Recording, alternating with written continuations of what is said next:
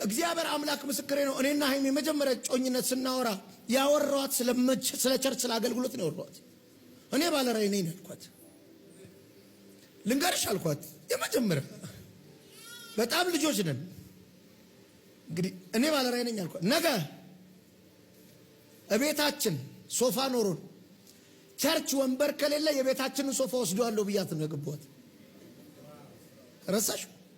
ሩት ኬክ ቤት ተቆራጭሽን እየቆረጥሽ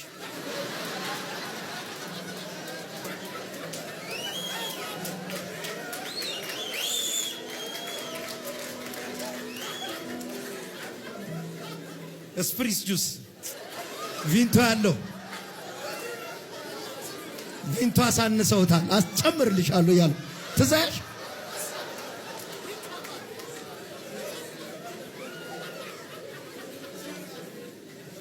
እንዲህ ያለ ሰማይ ያው ጌታ ምስክሬ እምኖርለት ጉዳይ አይደለማ።